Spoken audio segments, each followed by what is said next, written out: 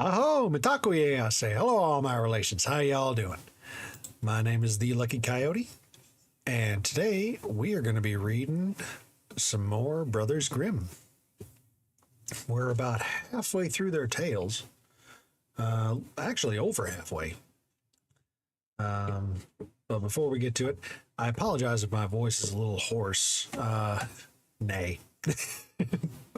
I was reading, or sorry, I was yelling out a bunch of commands to a crane operator earlier today, and so for some reason my voice got a little hoarse from shouting, raise, lower.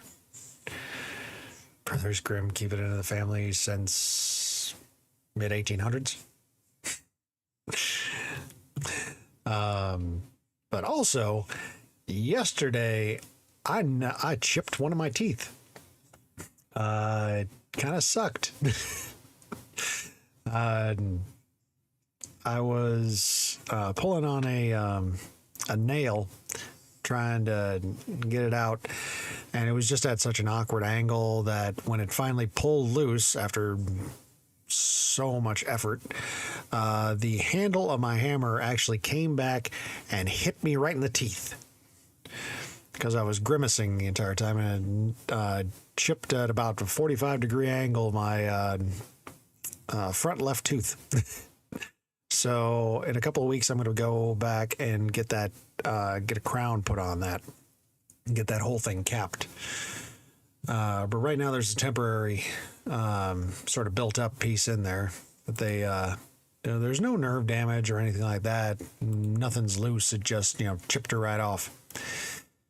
I thought really they were just going to, reattach it, but nope. Turns out not. So, anyway, said we knew you were royal. At least they're not wooden teeth like Washington. Just capped them.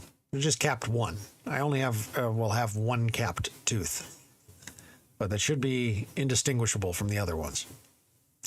So anyway, let's get to the stories.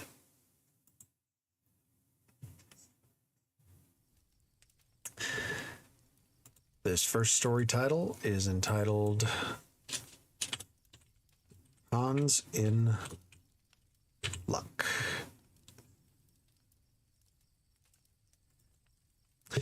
So let's get to it.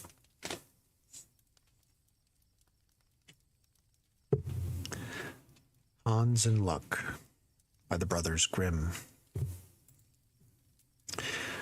Hans had served his master 7 years, and at the end of that time he said to him, "Master, since my time is up, I should like to go home to my mother, so give me my wages, if you please." His master replied, "You have served me truly and honestly, Hans, and such as your service was, such shall be your reward." And with these words he gave him a lump of gold as big as his head. Hans thereupon took his handkerchief out of his pocket and, wrapping the gold up in it, threw it over his shoulder and set out on the road towards his native village. As he went along, carefully setting one foot to the ground before the other, a horseman came in sight, trotting gaily and briskly upon a capital animal. "Ah," said Hans aloud, "what a fine thing that riding is! One is seated, as it were, upon a stool, kicks against no stones, spares one's shoes, and gets along without any trouble." The rider, overhearing Hans making these reflections, stopped and said, "Why then do you travel on foot, my fine fellow?" "Because I am forced," replied Hans, "for I have got a bit of a lump to carry home. It certainly is gold, but then I can't carry my head straight, and it hurts my shoulder." "If you like, we will exchange," said the rider. "I will give you my horse, and you can give me your lump of gold." "With all my heart," cried Hans. "But I tell you fairly, you undertake a very heavy burden." The man dismounted, took the gold, and helped Hans on to the horse, and, giving him the reins to his hands, said, "Now, when you want to go faster, you must chuckle with your tongue and cry, 'Gee up! Gee up!'" Hans was delighted indeed when he found himself on top of a horse, riding along so freely and gaily. After a while, he thought he should like to go rather quicker, so he cried, "Gee up! Gee up!" as the man had told him. The horse soon set off at a hard trot, and, before Hans knew what he was about, he was thrown over head and heels into a ditch, which divided the fields from the road. The horse, having accomplished this feat, would have bolted off if he had not been stopped by a peasant who was coming that way, driving a cow before him.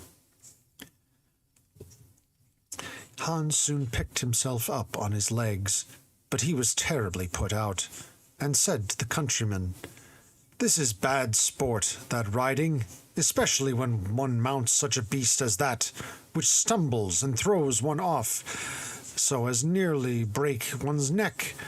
I will never ride on that animal again. Commend me to your cow. One may walk behind her without any discomfort, and besides, one has, every day for certain, milk, butter, and cheese. Ah, what I would not give for such a cow." "Well," said the peasant, "such an advantage you may soon enjoy. I will exchange my cow for your horse." To this Hans consented with 1,000 thanks, and the peasant, swinging himself upon the horse, rode off in a hurry. Hans now drove his cow off steadily before him, thinking of his lucky bargain in this wise. "I have a bit of bread, and I can, as often as I please, eat with it butter and cheese, and when I am thirsty, I can milk my cow, and have a draught. And what more can I desire?" Joke's on him, it's a bull. Just as well, hopefully he's not that stupid. As soon, then, as he came to an inn, he halted, and ate with great satisfaction all the bread he had brought with him for his noonday and evening meals, and washed it down with a glass of beer, to buy which he spent his last 2 farthings. This over, he drove his cow further, but still in the direction of his mother's village. The heat, meantime, became more and more oppressive as noontime approached, and just then Hans came to a common which was an hour's journey across. Here he got into such a state of heat that his tongue clave to the roof of his mouth, and he thought to himself, "This won't do. I will just milk my cow and refresh myself." Hans, therefore, tied her to a stump of a tree, and, having no pail, placed his leathern cap below, and set to work, but not a drop of milk could he squeeze out. He had placed himself, too, very awkwardly, and at last the impatient cow gave him such a kick on the head that he tumbled over on the ground, and for a long time knew not where he was. Fortunately, not many hours after, a butcher passed by, trundling a young pig along upon a wheelbarrow. "What a trick this is!" exclaimed he, helping up poor Hans, and Hans told himself all that had passed. The butcher then handed him his flask, and said, "There, take a drink. It will revive you. Your cow might well give no milk. She is an old beast, and worth nothing at the best, but for the plough or the butcher." Eh?" said Hans, pulling his hair over his eyes. "Who would have thought it? It is all very well when one can kill a beast like that at home and make a profit of the flesh, but for my part, I have no relish for cow's flesh. It is too tough for me. A young pig like yours is the thing that tastes something like, let alone the sausages."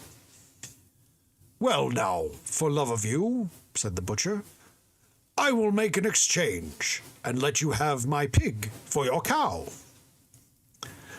"Heaven reward you for your kindness," cried Hans, and giving up the cow, he untied the pig from the barrow, and took into his hand the string with which it was tied. Hans walked on again, considering how everything had happened just as he wished, and how all his vexations had turned out for the best, after all. Presently, a boy overtook him, carrying a fine white goose under his arm, and after they had said "Good day" to each other, Hans began to talk about his luck, and what profitable exchanges he had made. The boy, on his part, told him that he was carrying the goose to a christening feast. "Just lift it," said he to Hans, holding it up by its wings. "Just feel how heavy it is. Why, it has been fattened up for the last 8 weeks, and whoever bites it when it is cooked will have to wipe the grease from each side of his mouth." "Yes," said Hans, weighing it with one hand, "it is weighty, but my pig is no trifle either." While he was speaking, the boy kept looking about on all sides, and shaking his head suspiciously. And at length he broke out, "I am afraid it is not all right about your pig. In the village, though, through which I have just come, one has been stolen out of the sty of the mayor himself. And I am afraid, very much afraid, you have it now in your hand. They have sent out several people, and would be a very bad job for you if they found you with the pig. The best thing you can do is hide in some dark corner." Honest Hans was thunderstruck, and exclaimed, "Ah, heaven help me in this fresh trouble. You know the neighborhood better than I do. Do you take my pig and let me have your goose," said he to the boy. "I shall have no hazard something at that game," replied the boy. But still I do not wish to be the cause of your meeting with misfortune." And, so saying, he took the rope into his own hand, and drove the pig off quickly by a side path, while Hans, lightened of his cares, walked on homewards with the goose under his arm. "If I judge rightly," thought he to himself, "I have gained even by this exchange. First there is the good roast, then the quantity of fat which will drip out will make goose broth for a quarter of a year, and then there are the fine white feathers, which when once I have put into my pillow, I warrant I shall sleep without rocking. What pleasure my mother will have!"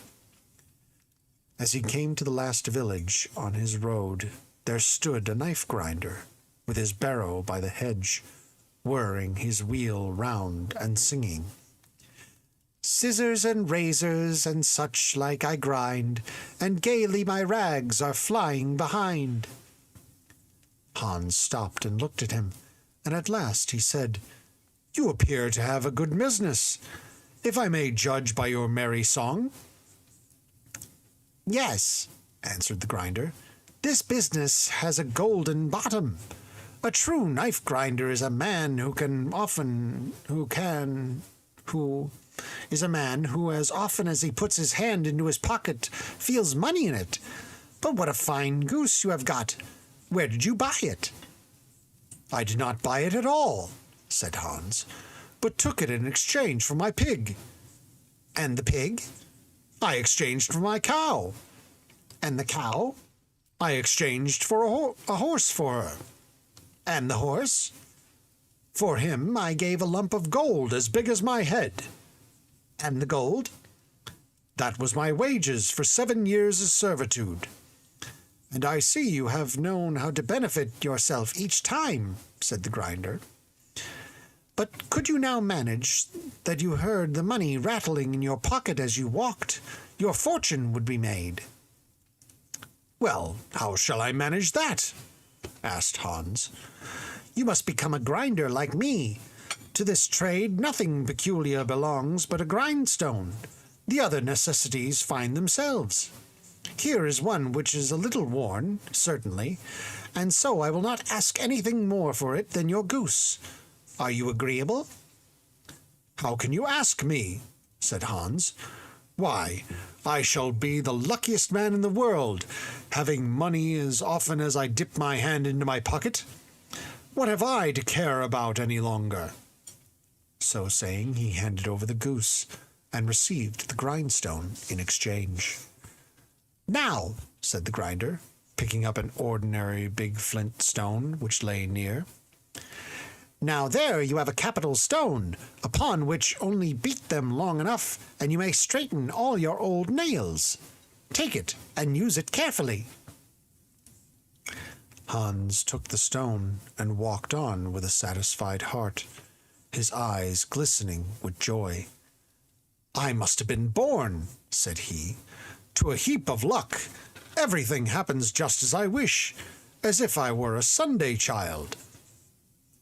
Soon, however, having been on his legs since daybreak, he began to feel very tired, and was plagued too with hunger, since he had eaten all his provision at once in his joy about the cow bargain. At last he felt quite unable to go further, and was forced, too, to halt every minute, for the stones encumbered him very much. Just then the thought overcame him. What a good thing it were if he had no need to carry them any longer. And at the same moment he came up to a stream. Here he resolved to rest and refresh himself with a drink, and so that the stones might not hurt him in kneeling, he laid them carefully down by his side on the bank. This done, he stooped down to scoop up some water in his hand, and then it happened that he pushed one stone a little too far, so that both presently went plump into the water. Hans, as soon as he saw them sinking to the bottom, jumped up for joy, and then kneeled down and returned thanks, with tears in his eyes, that so mercifully, and without any act on his part, and in so nice a way, he had been delivered from the heavy stones, which alone hindered him from getting on. "So lucky am I, exclaimed Hans, "is no other man under the sun." Then, with a light heart, and free from every burden, he leaped gaily along till he reached his mother's house. Thus ends Hans in Luck. What an idiot!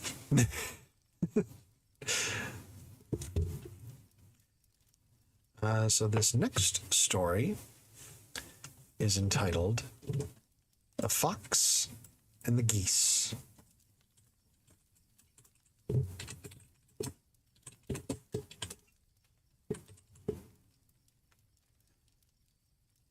This is an MLM. No, not exactly. So, I mean, at that point in time, you're like, oh, yeah, you can get a subscription to, geese.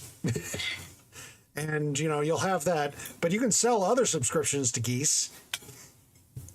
And, while you may not own the geese, other people will own the geese. But you can profit from, their feathers when they sell them.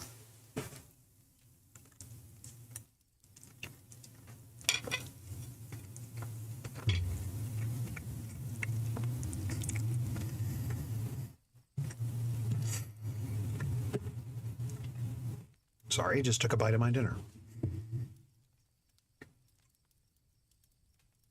All right, let us continue. The Fox and the Geese by the brothers Grimm. The The fox one day came to a meadow where a flock of fine fat geese were feeding, and he said with a grin,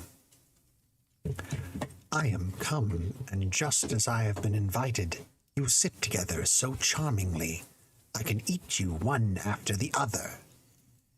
The geese cackled for terror and sprang on their feet and began to groan and beg pitifully for their lives. But the fox would hear nothing and said, "There is no mercy. You must die." At length one of them took heart and said, "If we poor geese must at once give our young lives, show us yet one single grace, and permit us to say our prayers, that we may not die in our sins. Afterward, we will all stand in a row, and you can then pick out the fattest as you want us." "Well," said the fox, "that is a just and pious request.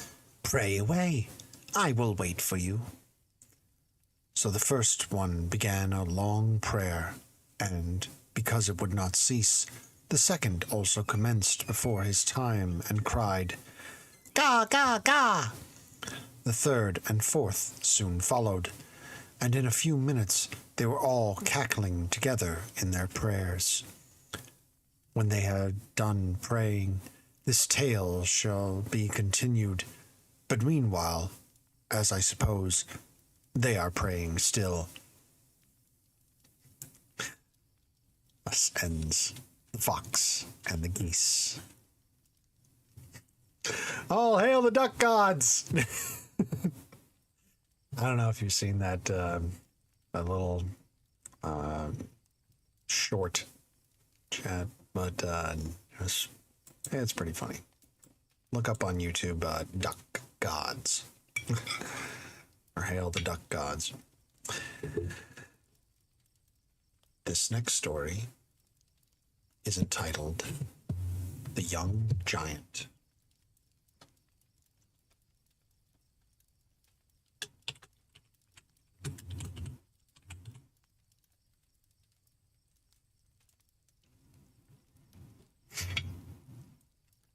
Just gonna take a quick bite and then a quick drink.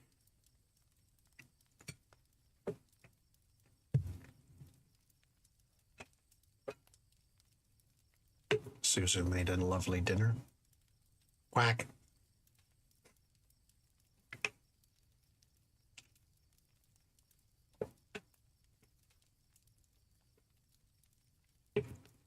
All right, so let us continue.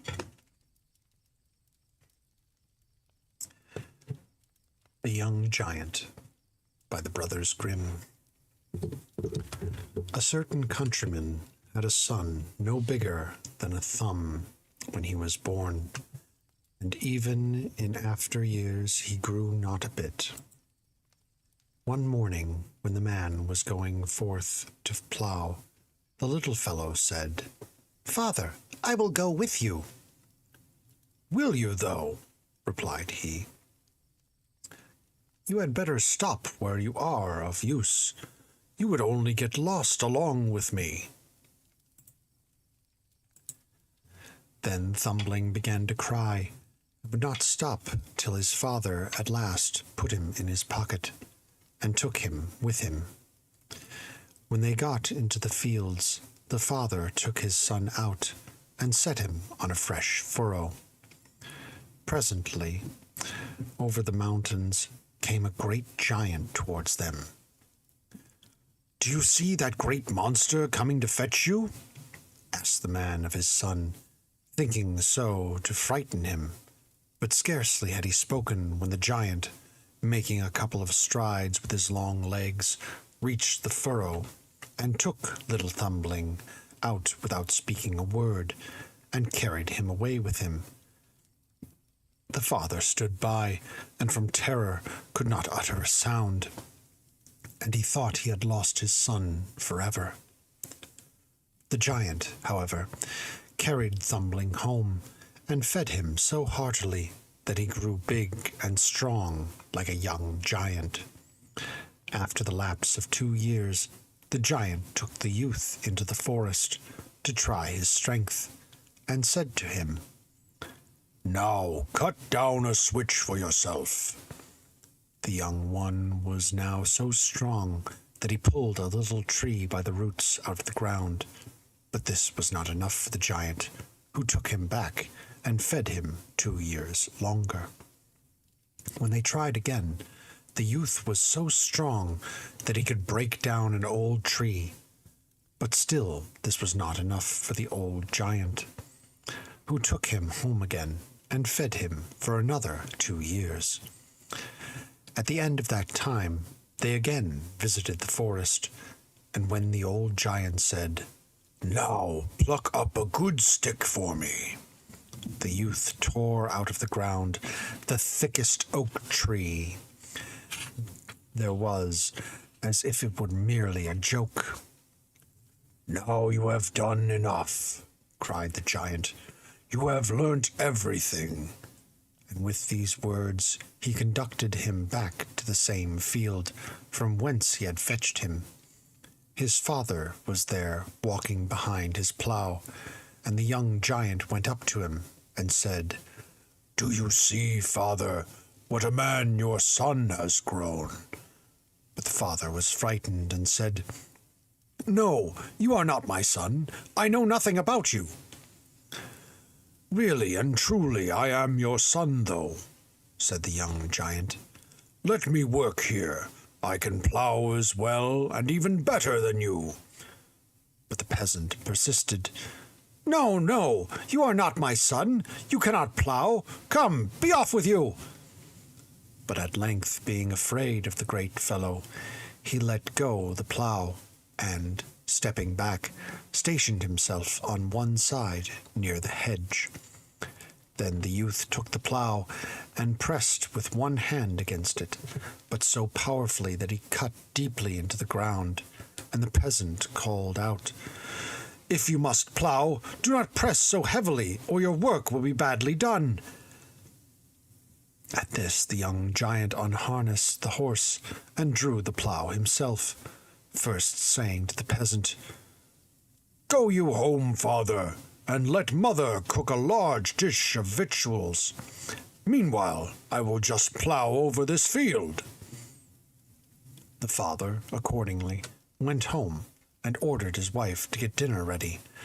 But the son not only ploughed over the whole field, which was a usual 2 days' job, but also harrowed it perfectly, making use of 2 harrows. As soon as that was done, he went into the forest and tore up 2 oak trees, which he laid across his shoulders, and then, fixing them before and behind the 2 harrows, he carried them all home like a bundle of straw, driving the horse also before him. When he went into the courtyard, his mother did not recognize him, and asked, "Who is that frightful big man?" "That is our son," replied the husband. "No, no," said she. "Our son was never like him, and we never had such a great child. Ours was a very little thing." And so saying, she ordered him to go away. The young giant, however, was silent, and driving the horse into the stable, he gave it beans and hay and all that it needed. This done, he went into the kitchen, sat himself down upon the dresser, and said, "Mother, I want my dinner very much. Is it not nearly ready?" "Yes," said she, and brought 2 great dishes full of victuals, which would have satisfied herself and her husband for 8 days at the least. But the young giant quickly devoured all, and then inquired if they could not give him more. His mother told him no, that was all they had. "That was only a taste, then," said he. "I must have more." And this speech so frightened the woman that, not daring to oppose him, she went and fetched a large fish kettle, which she filled and put on the fire, and, as soon as it was ready, bore its contents to the young giant. "At length," said he, "at length comes a good bit." But when he had eaten it all, his hunger was even then not satisfied. "Ah, father," said he, "I perceive quite well that I shall never get enough here. But if you will procure me a bar of iron so strong that I cannot break it across my knee, I will go away into the world." The peasant was glad to hear this, and, harnessing his 2 horses to the wagon, he fetched from the smith's a bar of iron as thick as his horses could drag. This the young giant tried across his knee, and snap! He broke it like a twig, and threw it away. Then the father harnessed 4 horses to the wagon, and brought back a bar as heavy as the 4 beasts could draw. This the son also broke in halves as soon as he tried it with his knee, and threw it away, saying, "Father, that is of no use. You must harness more, and fetch me a still stronger bar yet." So he harnessed now 8 horses to the wagon, and fetched a bar as thick and heavy as they could carry. But when the young man took it, he broke it just as easily as the 2 former ones, saying, "Ah, my father, I see you cannot procure me such a bar as I need, and therefore I will not stop you with you any longer." So he went away, and announced himself as a smith wanting work. And soon he arrived at a village wherein dwelt a smith, who was a very avaricious man, coveting the goods of everybody, and wishing to keep all for himself. And the young giant asked him if he needed an assistant. The smith looked at him and thought, "Ah, here is a brave fellow who'll beat a good stroke and deserve his bread." And so he nodded assent to the question, and inquired how much wages he would require. "Oh, very little will do for me," was the reply. "Only every 14 days, when you pay the other workmen their wages, I will give you 2 strokes over the shoulders, which you must endure." To this the smith readily consented, for he imagined he should thereby save money. The next morning the new workman had to be tried, and as soon as he gave the first blow to the red-hot bar which the master brought, it split quite in halves and flew a long way off, while the anvil was driven so far into the ground that neither of them could pull it up again. The smith flew into a tremendous passion, and cried out, "Ah, you are of no use to me! You strike much too hard! But what will you have for this one stroke?" The youth said, "I will only give you a slight blow, nothing further." And so saying, he raised his foot, and gave the smith a kick, which sent him flying over 4 stacks of hay. Then he looked out the thickest iron bar he could find in the smithy, and, using it for a walking stick, trudged off. After traveling a short distance, he came to a large farm, and there asked the bailiff whether he needed a head servant. "Yes," he replied, "I want one, and you seem a likely fellow to do what you profess. What amount of wages do you ask for a year?" The young giant made the same answer as before, that he wanted no other privilege than to be allowed to give him 3 strokes which he must endure. To this the bailiff consented, and thought he made a capital bargain. The next morning men had to go fetch wood, and when they were all ready, they found the head servant still lying in bed. They called to him, "Get up! It is time! We have to fetch wood, and you must go with us." "Oh, go away," he replied quite sleepily. "Go away. I will yet get there before any of you." So they went then to the bailiff, and told him that the head servant was still lying in bed and would not get up after the wood. The bailiff bade them wake him once more and tell him to harness the horses, but when they did so, the head servant only cried out as before, "Go away, I will come presently, and be there before you." With these words he turned over again and slept 2 hours longer, and then, raising himself up from the feathers, he first fetched 2 measures full of herbs, and cooked a broth with them, which he ate very leisurely. And when he had finished, he yoked the horses too, and went after the wood. Now, not far from the forest was a narrow valley through which he must pass, and so, first leading his wagon on, he made the horses stand still on the other side, and then, going back, he made with trees and shrubs such a huge barrier across the way that no horse could pass through. When he came out of the valley again, the other servants were just passing by on their way home with loaded wagons, and he told them to drive forward, for he would yet overtake them and reach home first. So saying, he walked a little way, and, presently tearing up 2 of the largest trees on the spot, he threw them on his wagon and turned it round. When he came to the barrier, he found the others standing before it, unable to get through. "There," said he, "do you not see you might have waited for me at first? You would have got home just as quickly, and had an hour's more sleep into the bargain."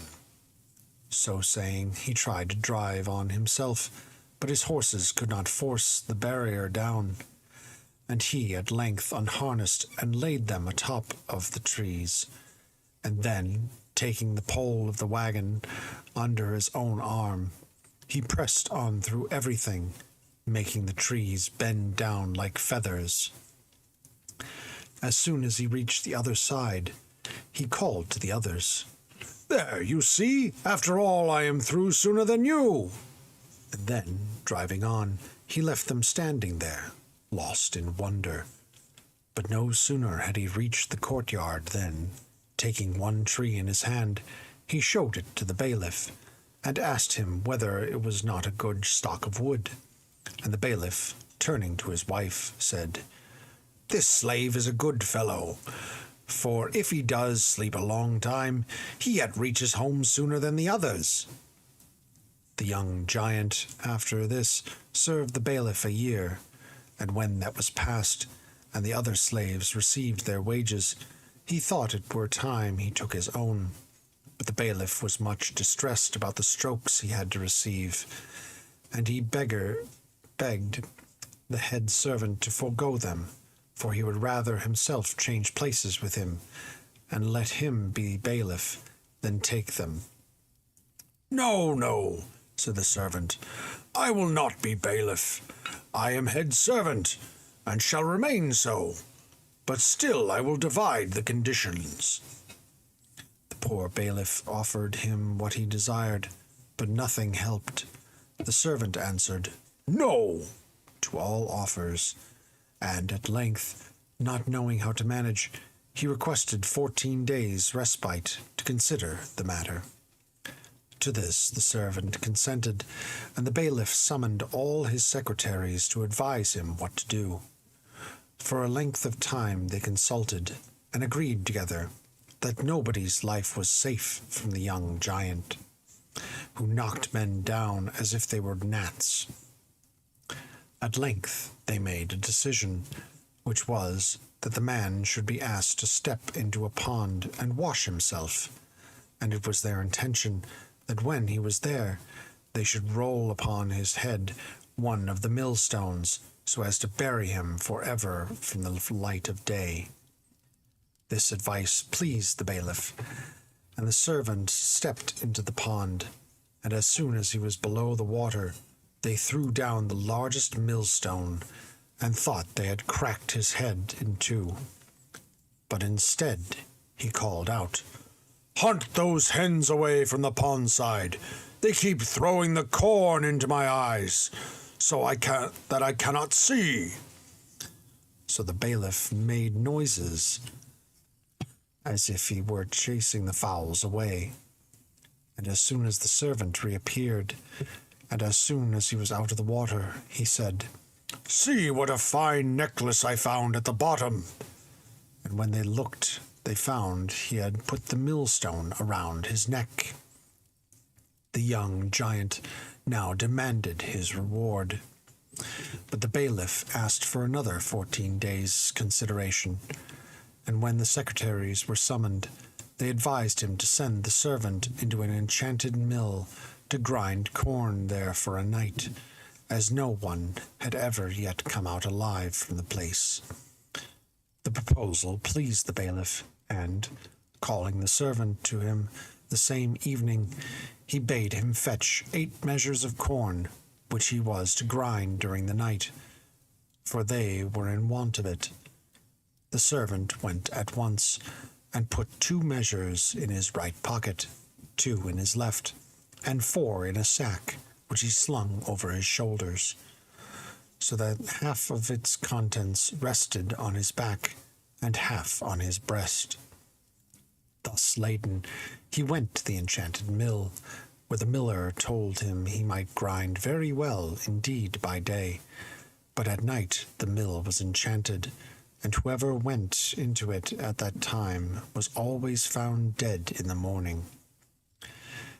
The young giant told him, however, he should get safely through, and bade him hasten away and remark what passed.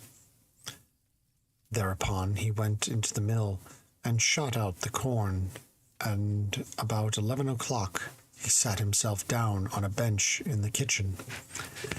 He had not been there very long before all at once the door opened, and an immense table entered, upon which wine and meat and every delicacy were placed, and seemingly there was no one who brought it in.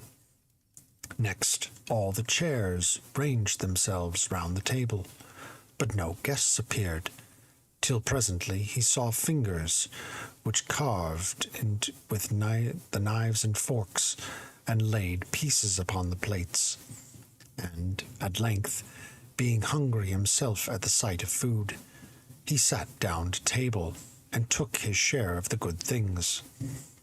As soon as he had satisfied himself, and the others had emptied their plates, all the lights were put out at once, and this he heard done clearly. And when it was quite dark, he felt something like a box on the ears. He called out, "If that is done again, I shall give it back." And when he felt a second box on the ears, he struck out himself. And so it went on all night through. He took nothing without a return, and gave blows right and left until daybreak, when all ceased. In the morning the miller came, and was surprised to find him still living. But the young giant told him, "I have eaten and satisfied myself, and received boxes on the ears, and I have also given them." The miller was much pleased, and declared he had rescued his mill, and would willingly have given him any money as a reward.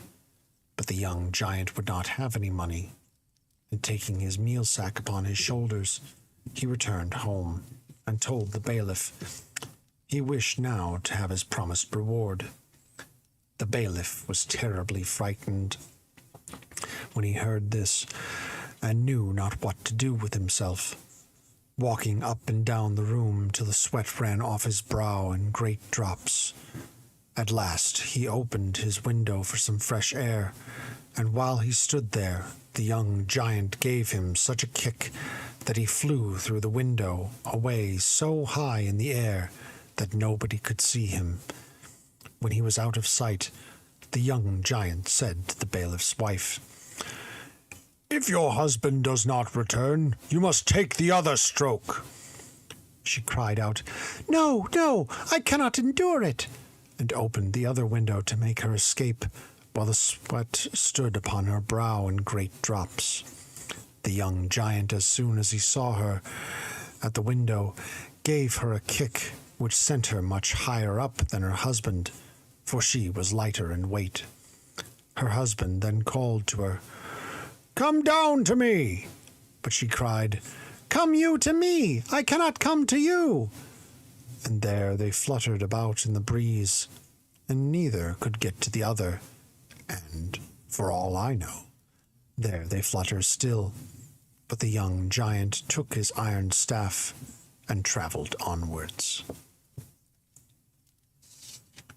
Thus ends The Young Giant.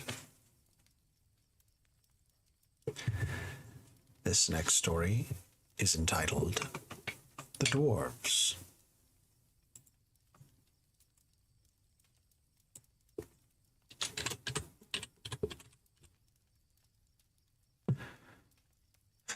Ordered, yes, he ordered his wife, "Make food."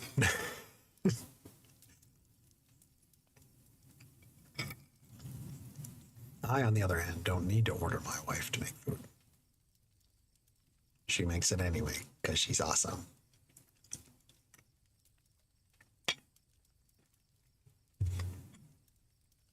And it is delicious.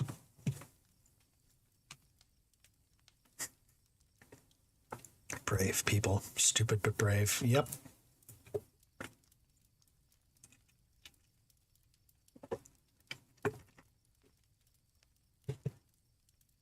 So let us continue with The Dwarves by the brothers Grimm. There was once upon a time a rich king who had 3 daughters. All day long were accustomed to walk in the palace gardens, and the king was such a great admirer of every species of tree that of one it was said that whoever should pluck off a single apple would disappear 100 feet into the ground.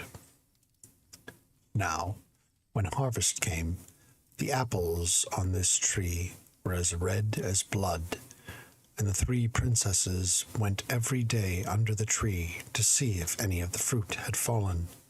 But the wind did not blow any down, and the branches were so overloaded that they hung almost to the ground.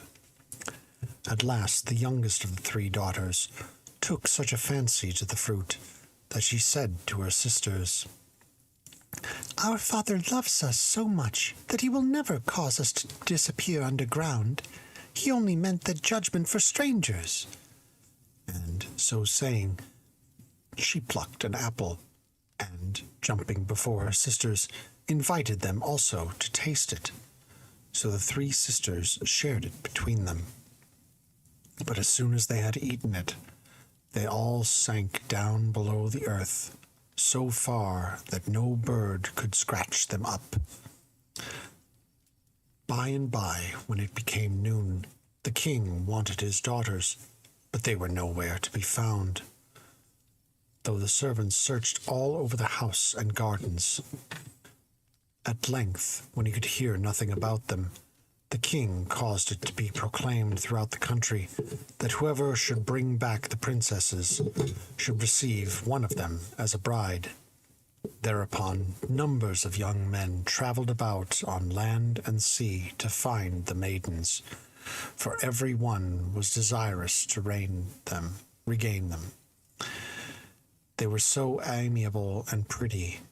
Amongst others, there went out 3 young huntsmen, who, after travelling about 8 days, came to a large castle, wherein every room was splendidly furnished, and in one room they found a large table, and on it was spread all manner of delicate food, and everything was still so warm that it smoked.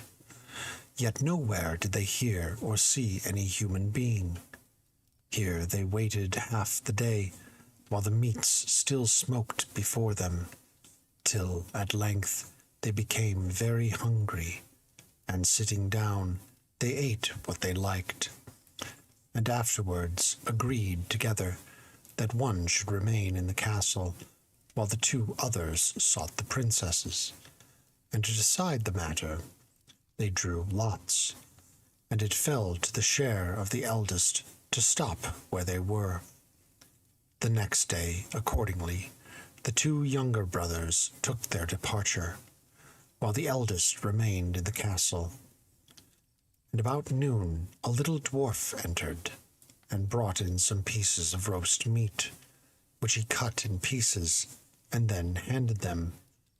And while he held it to the young huntsman, he let one piece fall, and the dwarf asked him to be good enough to pick it up again. So he bent down to do so, and immediately the dwarf jumped on him, and caught him by the hair, and beat him roughly. The next day the second brother remained at home, but he fared no better, and when the two others returned, the eldest asked him how he had passed the day. "Oh, badly enough, I can tell you," he replied. And the two brothers told each other of what had befallen them, but they said nothing to their youngest brother, for fear he should refuse to have any part in the matter. So the third day he remained at home, and the dwarf entered as usual with the meat, and, letting one piece fall, requested the youth to pick it up.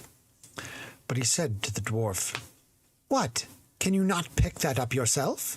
If you had the trouble of earning your daily bread, you would be glad enough, but now you are not worth what you eat." This answer made the dwarf very angry, but the youth gripped hold of him and gave him such a shake that he exclaimed, "Stop, stop, and let me go, and I will tell you where the king's daughters are." When the youth heard this, he let him drop, and the little mannikin said he was an underground dwarf, and there were more than 1,000 like him, and if anyone went with him, he could show him where the princesses were living, that he knew the place, which was a deep well where no water entered.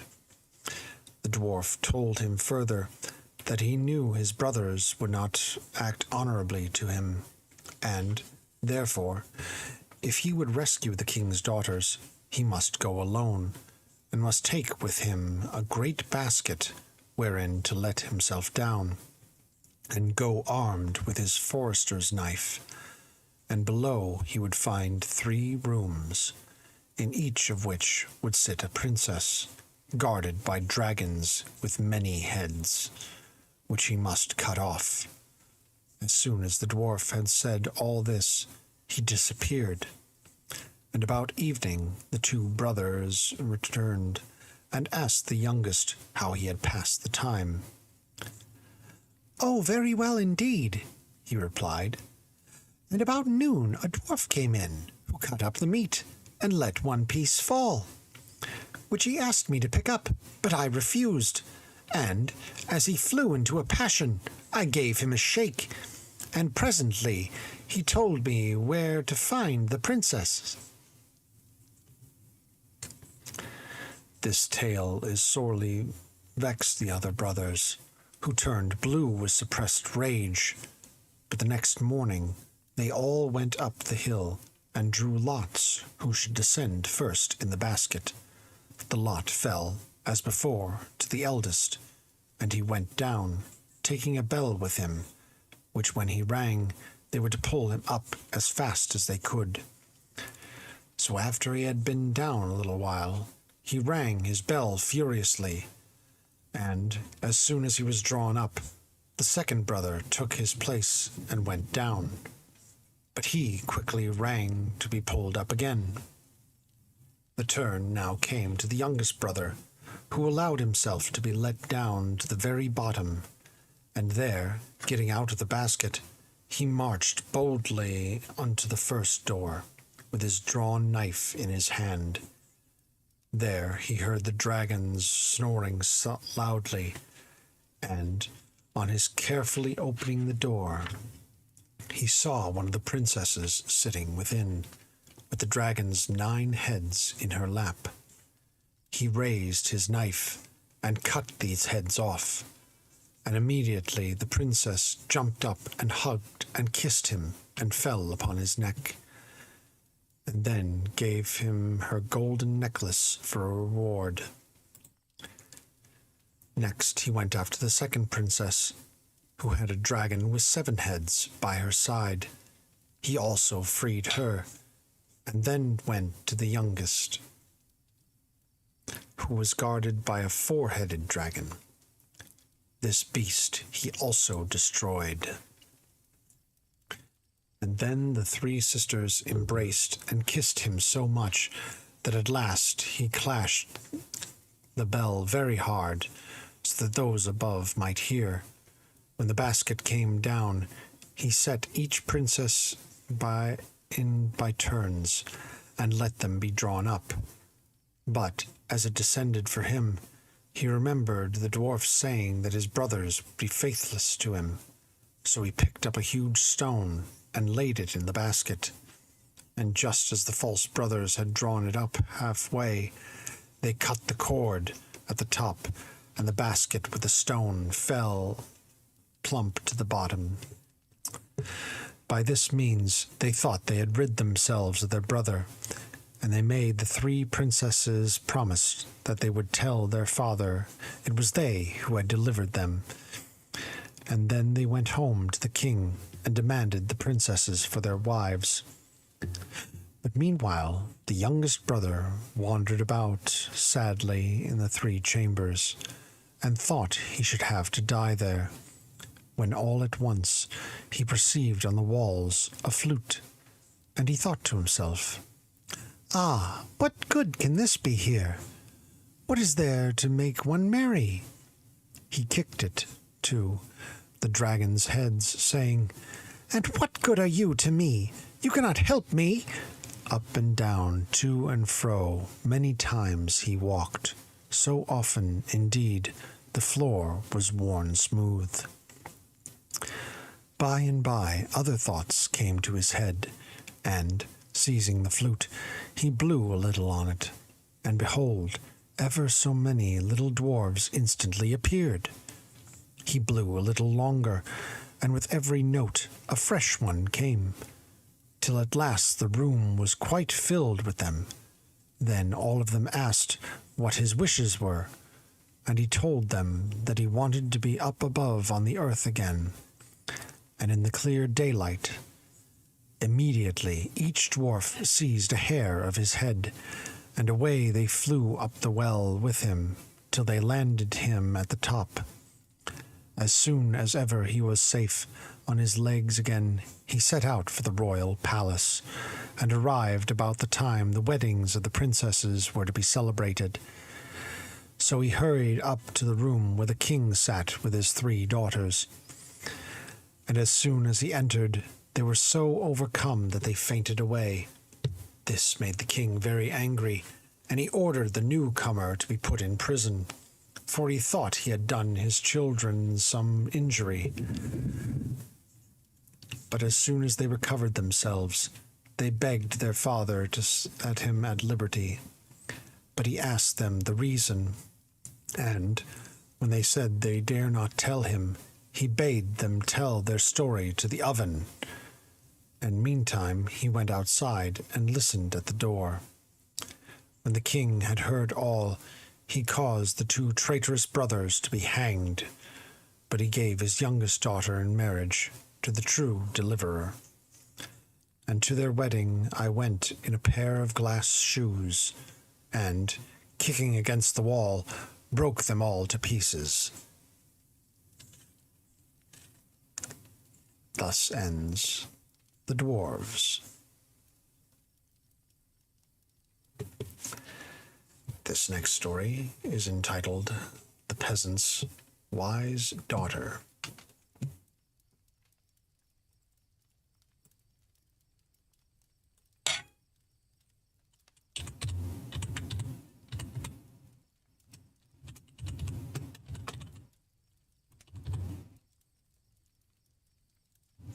On my neck. Yeah, like a true hero, he attacks them in their sleep. Best way to get rid of a dragon. And of course, none of the other heads feel one of the other heads being decapitated.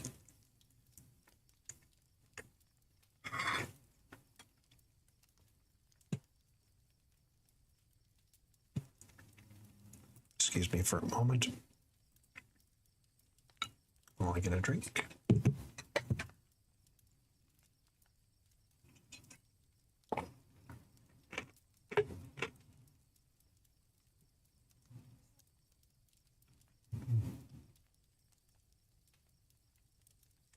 I didn't see what that Tangia thing was. I don't know if that got redeemed or not.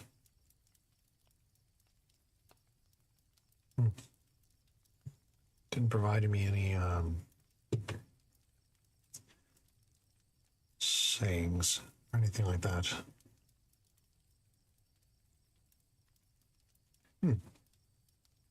No, didn't see anything.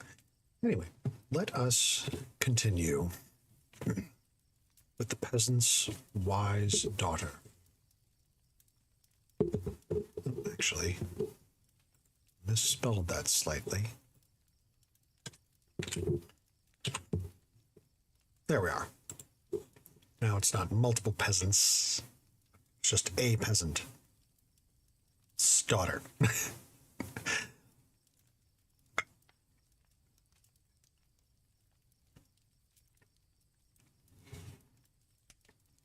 So here we go. The Peasant's Wise Daughter by the Brothers Grimm.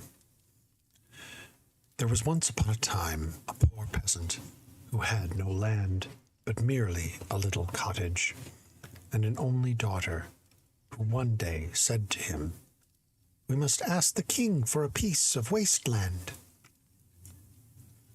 Now when the king heard of their poverty, he presented them with a corner of a field, which the man and his daughter tilled, and prepared to sow in it corn and seeds. As they turned the land about, they found a mortar of pure gold, and the peasant said to his daughter, "See, since His Majesty the King has been so gracious to us to present us with this acre, we ought to give him this treasure." But to this the daughter would not agree, saying, "If we have the mortar and not the pestle, we must procure the pestle for it. Therefore be silent." However, the father would not obey her, but took the mortar to the king, and said he had found it while tilling the ground, and asked the king if he would accept the offering. The king took it, and asked if he had found nothing more. "No," replied the peasant. "Then," said the king, "you must procure the pestle for it." The peasant said they had not found that. But it was of no use. He might as well have spoken to the wind, and he was ordered to be put in prison until he discovered it. The keepers had to bring him daily bread and water, which is all one gets in prison. And when they did so, they heard the man always lamenting, "Had I but obeyed my daughter! Had I obeyed my daughter!" So the keepers went and told the king that the man was crying, "Had I obeyed my daughter!" and would neither eat nor drink. His Majesty commanded them to bring the prisoner before him, and then he asked him why he was always crying out in this manner. And what his daughter had said. "She told me," said the man, "not to bring the mortar to you before I had found the pestle." "What? You have such a wise daughter? Let her come hither at once," said the king. So the girl came, and the king asked her if she were so wise as was said, for he would propose a riddle, which, if she solved, he would then marry her. "What is that which is unclothed, and yet is not naked, that moves along, and yet neither rides nor walks, and that goes not on the road, nor out of it?" The girl said she would do her best, and went away and pulled off all her clothes, so that she was not clothed. Then she took a large fishing net, and set herself in it, and wrapped it round her, so she was not naked. Then she bought an ass, and bound the net to its tail, so it dragged her along, and thus she neither rode nor walked. The ass, too, had to trail her along in a rut, so that she was neither in the road nor out of it, for only her big toes touched the ground. Now, as the king saw her coming towards him, he said she had solved the riddle, and fulfilled all the conditions.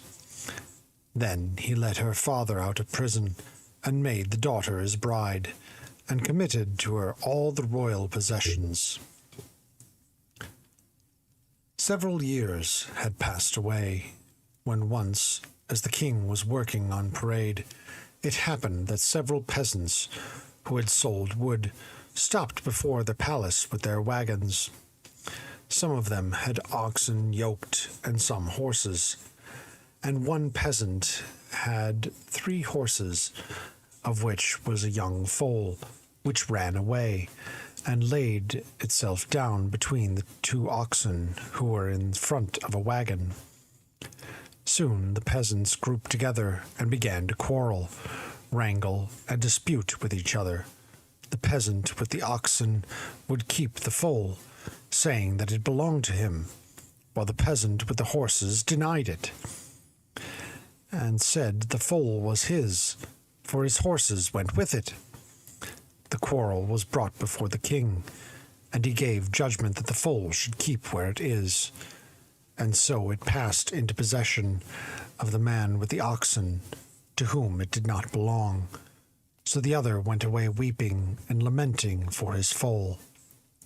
But he had heard that the queen was a very kind woman, because she had herself been born of peasant folk. So he went to her and asked her to help him, so that he might regain his own foal. The queen said she would do so, and if he would promise not to betray her, she would tell him how. Early in the morning, when the king was on the watch parade, he was to place himself in the midst of the path by which he must pass, and take a large fish net, and pretend to fish, and shake the net about over the terrace as if it were full of fish. She told him also what to answer if the king asked any questions, and the next day accordingly he stood there fishing in a dry place. When the king came by and saw him, he sent his page to ask who the simpleton was, and what he was about. The peasant merely replied, "I am fishing." The page asked how he could fish. There was no water. And the man replied, "So well as 2 oxen can bear a foal, so well can I fish in a dry place." With this answer the page left him, and told it to the king, who bade the peasant come before him, and asked him from whom he had the answer he made, for it could not be from himself. The man refused to tell, and replied to every question, "God forbid, I had it from myself." At last they laid him upon a heap of straw, and beat him and tortured him so long, till at last he confessed that he had the answer from the queen. As soon as the king returned home afterwards, he said to his wife, "Why are you so false to me? I will no longer have you about me. Your time is over. Go away to whence you came, to your peasant's hut." He gave her leave, however, to take with her what she considered dearest and best to herself. And the queen said, "Yes, dearest husband, I will do as you bid me." And she fell upon his breast and kissed him, and said she would take her leave. But at first she made a strong sleeping mixture to pledge him in, and the king took a long draught, but she drank only a little. Soon he fell into a deep sleep, and when she perceived it was so, She called a servant, and, wrapping a fine white linen napkin over her lord's face, she caused him to be laid in a carriage and drawn to the cottage from whence she first came. There she laid him in a bed, where he slept a night and day, and when he awoke, he looked round him, amazed, and called for a servant, but none answered the call.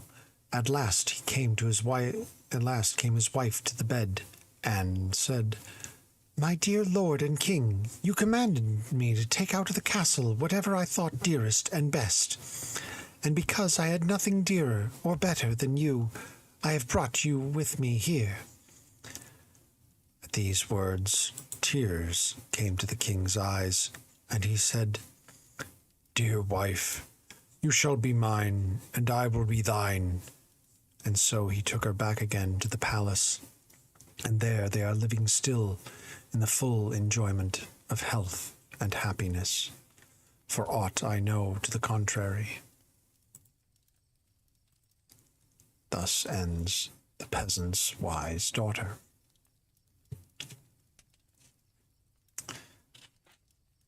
This next story is entitled The Three Birds.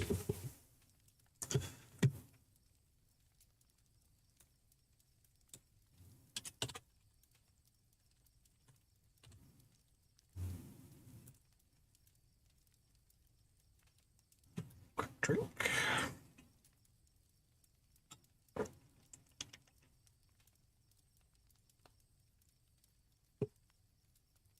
And a little bite to eat real quick before I continue.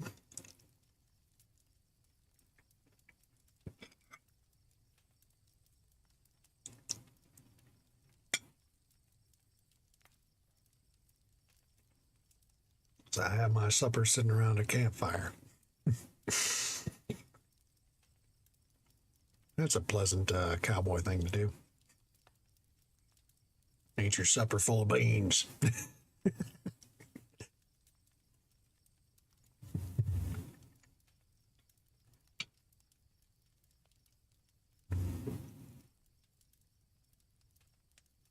Anyway, let us continue.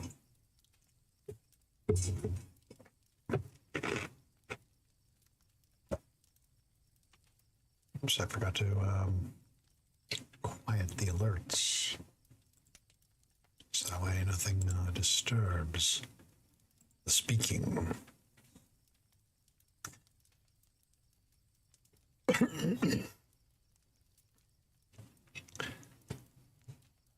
The Three Birds by the Brothers Grimm. Many years ago, there lived up among the hills in our country some petty kings who every day went out hunting and had their palaces high above everybody else. One day, when one of them had come forth from his castle with his huntsmen, there were three girls who were tending their cows, and as they saw the king pass by with his people, the eldest of them, pointing to the king, called out to her companions, "Hilloa, hilloa! If any, I would have him." Then the two girls on the other side of the hill exclaimed, each pointing to the two men nearest the king, the one with her right hand, the other with her left. "Hilloa, hilloa! If I had any one, I would have him." Now these two were the king's ministers. The king, who heard all that was said, as soon as he returned from the hunt, ordered the three maidens to be fetched, and asked them what they had meant in the morning by what they had said on the mountains. The question, however, they would not answer, and at last the king inquired of the eldest if she would have him for a husband. To this she said yes, and her two sisters were then asked in marriage by the ministers, for they were all three beautiful and fair, especially the king's wife, who had flaxen hair. Now the two sisters had no children at first, And as the king had to go out on a journey, he invited them to come and stay with the queen. During his absence, the queen bore a child who had a red forehead and was besides very pretty. The two sisters, however, agreed together they would throw the child into the mill pond, and as they did so, a little bird flew up into the air, which sang, "Ready to die, and forever to quit, these lilies and flowers, brave boy, are you fit?" When the two sisters heard this, they were very much alarmed, and made all the haste they could home. Afterwards, when the king returned, they told him the queen had borne a dead child, but the king only replied, "What God wills I must bear." Meanwhile, a fisherman had fished the little boy up out of the water while it still breathed, and, as his wife had no children of her own, they brought it up. A year after, the king again went out on a journey, and in his absence another boy was born, which the two sisters stole away as before and threw into the water.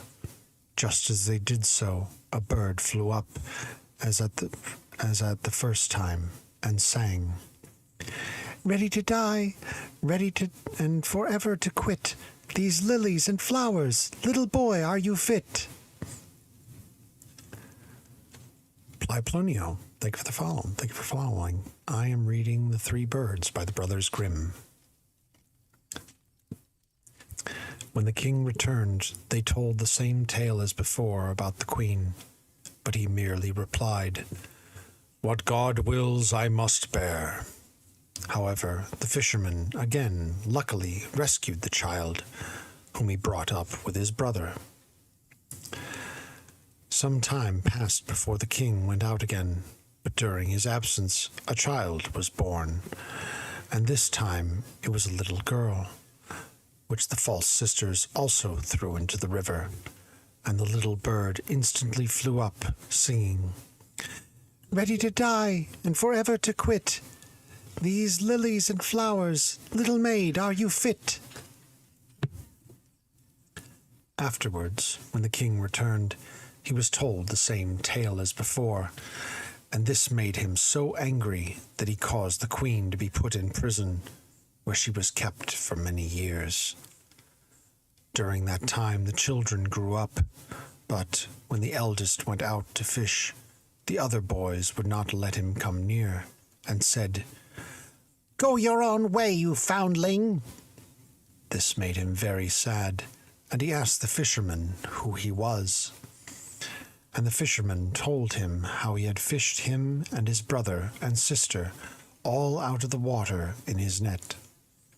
The eldest boy resolved thereupon that he would go in search of their father, but the fisherman was very unwilling to part with him. At length he consented, and the boy set out, and after traveling for several days, came to an immense piece of water by which stood a woman fishing. "Good day, mother," said the boy. "Thank you, my lad," she replied. "You will sit there a good long time before you catch any fish," said the boy. "And you will seek a long while before you find your father," returned the woman. "And pray, how do you mean to cross this water?" "Heaven alone knows," he replied, and thereupon the old woman took him on her back and carried him across, and there he searched everywhere, but could never find his father. A year after his departure, his brother made up his mind to go in search of him, and he also, coming to the great water, found the old woman, with whom he held the same conversation, and was likewise carried across as his brother had been. The sister was now left alone at home, but she became so restless and dispirited at her brother's absence that she set out herself in search of them. On her way she came, as they had done, to the great piece of water and found the same old woman, to whom she said, "Good day, mother." "Thank you, my child," was the reply. "God bless your fishing," said the girl. As soon as the old woman heard this, she became very friendly, and after carrying the maiden across the water, she gave her a staff and said, "Now go straight along this path, my daughter, and when you come to a great black dog, you must take care neither to laugh at it nor kick it, but pass it by quietly. Then you will come to a large castle, upon whose threshold you must let the staff fall, and then go straight through it to a fountain on the other side of the castle. This fountain will be in a stream, wherein stands also a tree, on which there will hang a bird in a cage, which you must take off. Then take also a glass of water from the fountain, and return with these the same way exactly as you came. On the threshold, pick up your staff again, and when you pass the dog the second time, hit it in the face, and then come straight back to me." The maiden found everything just as the old woman said, and at the back of the castle she found also her two brothers, who had been seeking half through the world. So they went together and came to a place where the black dog lay, whose face they knocked, and immediately the dog became a handsome prince, and accompanied them to the great water. There stood the old woman, who was very glad to see them return, and carried them all across the water. This done, she disappeared, for she was now released from her labors. The brothers and sister, however, returned to the fisherman, and all were made happy on seeing each other again. But the bird they hung upon the wall in his cage. The second brother, however, could not rest at home, and soon he took his crossbow and went to the hunt. When he got tired, he took out his flute and played a tune which the king, who was also hunting, heard, and, coming up to the youth, inquired who had given him leave to hunt there. "Nobody," he replied. "To whom do you belong, then?" asked the king. "I am the fisherman's son," was the reply. "But he has no children," said the king. "If you will not believe me," said the youth, "come and see." So the king went to the fisherman, who told him all that had taken place, and the bird on the wall began to sing.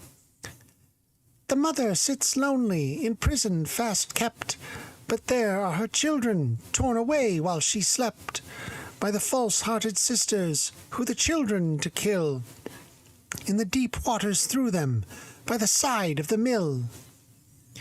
This frightened them all, and the king took the bird, the fisherman, and the 3 children with him to the castle, and ordered the prison to be opened, and brought his wife out, who at first was very ill and weak after her long confinement. So her daughter gave her some of the water she had procured at the fountain, and that made her quite well again as soon as she had drunk it. Afterwards the 2 false sisters were burnt, and the daughter of the king married the handsome prince, and so all were happy and lived to a good old age. Thus ends The 3 Birds. The sisters were burnt, but not, killed. They just, had their, they just, touched a fire for a little bit. Didn't say to death, just said they were burnt. Another quick bite before we continue the next story.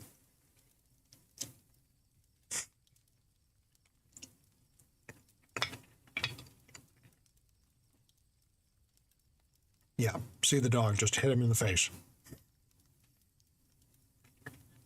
For some reason. God knows why. God knows why that works. You just bash him in the face with a magic stick. And I guess, it turns him into a prince. Don't be hitting dogs in the face with sticks, just to see if that happens.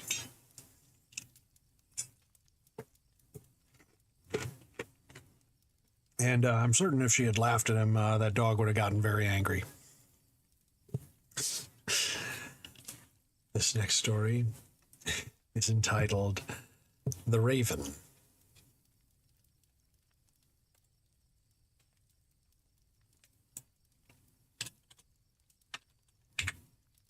Oh.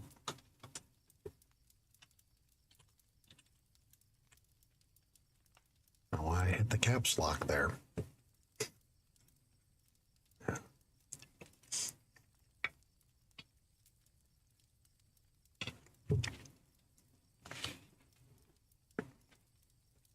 Yes, nevermore.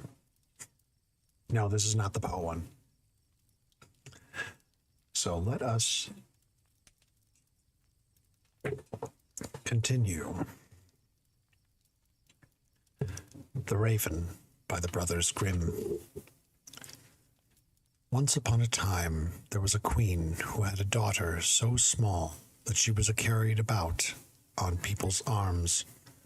And one day the child was so naughty that, in spite of all the mother said, she would not be quiet.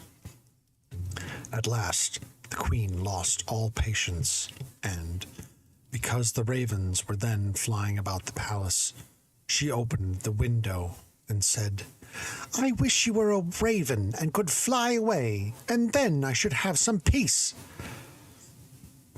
Scarcely had she said the words when a child changed into a raven and flew away off her arm, out at the window, and away into a dark forest, where she remained a long time, and the parents heard nothing about her.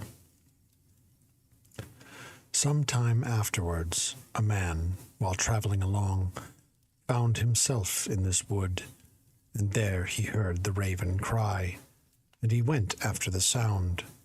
As he came near, the raven said to him, "I am a princess by birth, and am bewitched, but you can deliver me from the charm." "What can I do, then?" he asked. "Go further into the wood," she replied, "and you will find a house wherein sits an old woman, who will offer you meat and drink, but do not venture to take anything. For if you do, you will fall into a deep sleep and fail to free me. In the garden behind this house is a large heap of tan, whereupon you must stand and wait for me." Tan is leftover material from the tree bark, tan bark, used in tanning hides for leather. "For 3 days I shall come at 2 o'clock in a carriage drawn, the first time by 4 white horses, then by 4 red, and lastly by 4 black. And if you are asleep when I come, you will not rescue me, so you must mind to keep awake." The man promised to do all that she had desired, but the raven said, "Ah, but I know well you will not deliver me, for you will take something from the old woman." The man promised again he would not touch either the meat or drink, and then he went on, and when he came to the house and entered, the old woman met him and said to him, "Poor man, how weary you look. Come and refresh yourself with these dishes." But he said, "No, I will neither eat nor drink." Still she pressed him, saying, "Well, if you will not eat, take a draught of wine. Once is nothing at all." So the man allowed himself to be persuaded, and drank a little, and by, when midnight came, he went out into the garden, on the tan heap, and waited for the raven.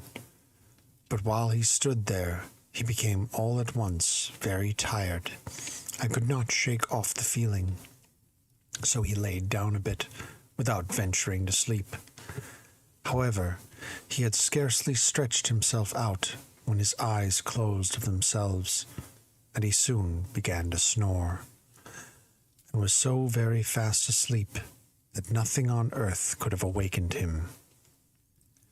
About 2 o'clock came the raven, drawn by 4 white horses, and she came along. And as she came along, she felt assured she should find the man asleep. And so it was. As soon as she came into the garden, she saw him lying on the tan heap, fast asleep. She alighted from her carriage, went up to him, shook him, and shouted to him, but he did not awake. The next night, at 12, the old woman came and brought the man food and drink, but he would take nothing, till she pressed him so long and left him no rest, till at last he took a long draught out of the glass of wine. About 2 o'clock he began again to watch upon the heap of tan for the raven, but, as before, he soon felt so weary that his legs would not support him, and he was forced to lie down, and he fell into a deep sleep. When the raven, therefore, came with her 4 red horses, she was in great distress, for she had a presentiment of finding the man asleep, as she did, and all her efforts to awaken him were in vain. The next day the old woman scolded the man, and said, "What will happen if you neither eat nor drink? You will die." "I dare not and will not eat and drink," replied the man. Nevertheless, the old woman set the dishes before him, and the savour of them was so nice he could not resist, and he made a hearty meal. And afterwards, when the time came, he went out into the garden, and there waited for the princess upon the tan heap. Soon he felt more weary than he'd ever been before, and he laid down and went as fast asleep as a stone. About 2 o'clock came the raven, drawn by 4 black horses, and the coach was also black, and all the harnesses. She was already in tears, for she knew, as she drove along, she should find the man asleep, and so he was. She shook him and called to him, but in vain. She could not awaken him. So she laid by him a loaf of bread, a joint of meat, and a bottle of wine, of which he might take as much as he would, without lessening the quantity. Then she drew a golden ring off her finger, and put it on his finger, and on it her name was engraven. Lastly, she laid beside him a letter, wherein was stated what was given to him, and further it said, I see well thou wilt never save me here, but if thou yet desire to do so, come to the golden castle of Stromberg. It is in thy power. And as soon as she had done all this, she placed herself in her carriage again, and was driven to this castle. By and by the man awoke, and saw what happened, and he was sad at heart, for he thought, Now she has gone away, and I have not saved her. Then his eyes lighted upon the things she had left, and he read the letter which contained the account of them. Soon he arose and marched off on his way to the golden castle of Stromberg. But he recollected he did not know where it was. For some time he wandered about the world, and at length he came to a large forest, wherein for 14 days he walked to and fro, and could not get out. One day, as evening came on, he felt tired, and lay down in a thicket and went to sleep. The next day he walked still further, and lay down at night beneath another thicket. But there he heard such a howling and groaning that he could not sleep. When the time came that people put out their lights, he saw a lamp glimmering, towards which he made his way. And there he came to a house, before which stood a giant. But he thought to himself, "If I go in and the giant sees me, my life is scarce worth counting on." And with this idea, he waited a long while before he entered. At last he ventured, and as soon as the giant saw him, he cried, "It is well that you have come, for I've eaten nothing for a long time, and you will serve for my supper." GBB, good to see you again. Thanks for stopping by. "Let that be," said the man. "I am not at all willing to be roasted, but if you want to eat, I have enough here to satisfy you." "Well, if that is true," said the giant, "you may rest quietly. I only meant to eat you because I had nothing else." Thereupon they went in and sat down to table, and the man produced bread and meat and wine. "This pleases me well enough," said the giant, and he ate to his heart's content. By and by the man asked him, "Can you tell me where the golden castle of Stromberg is situated?" "I will look at my map," replied the giant, "whereon are laid down all the cities, villages, and houses hereabouts." So saying, he fetched the map, which he kept in another room, and looked for the castle, but it was nowhere to be found. "It does not matter," said the giant. "I have a still larger map upstairs in a closet." But when they looked over that, the name was not to be found there either.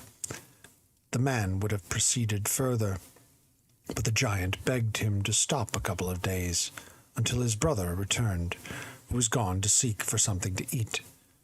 As soon as the brother came home, they asked him after the golden castle of Stromberg, but he would not talk about anything till he had satisfied his hunger. And then he mounted with them to his chamber, and there they searched all over the map for the castle, without success. So then they fetched other maps, and did not leave off looking till at last they found the place. But it was many thousand miles away from where they were. "Now, how can I get there?" asked the man. "I have 2 hours to spare," said the giant, "and in that time I will carry you near the castle. But I must then return at once and feed the child we have." So the giant took the man within about 100 miles of the castle, and there set him down, and told him he could easily go the rest of the way by himself. So saying, he turned homewards, but the man journeyed on day and night, till at length he arrived in sight of the golden castle of Stromberg. Now this castle stood upon a glass mountain, and he could see the princess riding round in her carriage, and then go into the gate. At this sight he felt very glad, and began to mount up to the palace, but every step he took he slipped back again. When, therefore, he perceived he could not reach the princess, he became very sorrowful, and said to himself, "I will stop here and wait upon her." So he built himself a hut, and for a whole year lived in it, every day seeing the princess driving about up above, while he was unable to reach her. One day he perceived from his hut 3 robbers beating one another, and he called to them, "God be with you!" They ceased at the voice, but when they saw nobody, they began again to knock each other about, so that it was quite dangerous. Then he called to them a second time, "God be with you!" They ceased at the word, looked about, but saw nobody, and they began to beat each other again. So the man exclaimed for the third time, "God be with you!" and went out and asked the 3 combatants what they wanted. The first said he had found a stick which opened every door against which it was struck. The second had found a cloak which rendered its wearer invisible. But the third had caught a horse upon which any one could ride up the glass mountain.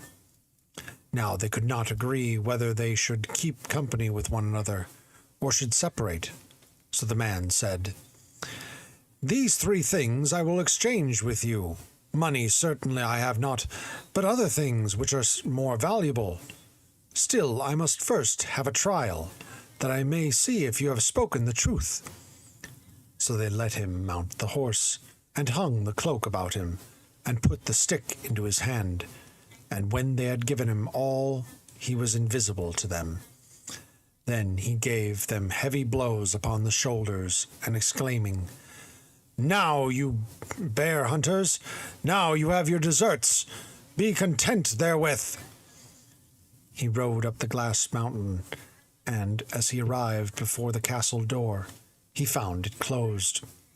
He, therefore, tapped upon it with his stick, and immediately it flew open, and he entered and mounted the stairs, which led to the room where the princess sat with a golden cup full of wine before her. She could not see him because he wore the cloak, and as he came close to her chair, he drew off the ring which she had given him, and threw it into the cup of wine, so that it rang against the side. Then she exclaimed, "That is my ring, and the man must also be here who will deliver me." And she made a search for him all over the castle, but he had gone out meanwhile, and now sat on his horse outside the door, with the cloak thrown off. As soon, therefore, as he went out at the door, she saw him, and cried for joy. And the man, dismounting from his horse, took her in his arms, and the princess kissed him, and said, "Now you have indeed saved me, and tomorrow we will be married." Thus ends The Raven. The next story is entitled Old Hildebrand. Let me change the story title.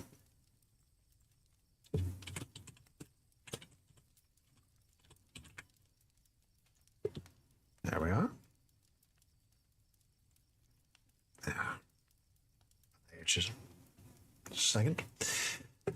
Get a quick drink before we continue with that story. There.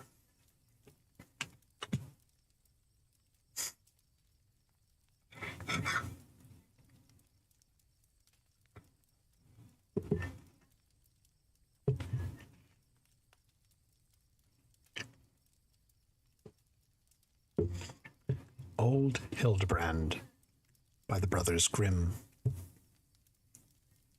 Once upon a time there lived an old farmer and his wife with him, whom the parson of the village, having once seen, took a great fancy to, and he thought he should be very happy if he could manage one day to have a long talk with her alone.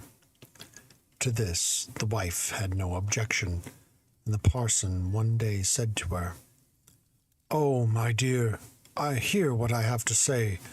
I will tell you how to manage, that we may have a whole day all to ourselves. About the middle of this week, do you lie in bed one morning, and tell your husband you are very ill, and groan and sigh very badly, and keep that up all the week. Then, on Sunday, when I come to deliver my sermon, I will preach that whoever has at home a sick child, a sick husband, a sick wife, a sick father or mother, a sick sister or brother, or any other relative, and shall make a journey to the Bell Mountain in Wales, such and one sick child, sick husband or wife, sick father or mother, sick sister or brother, or any other relative, shall become well on the instant."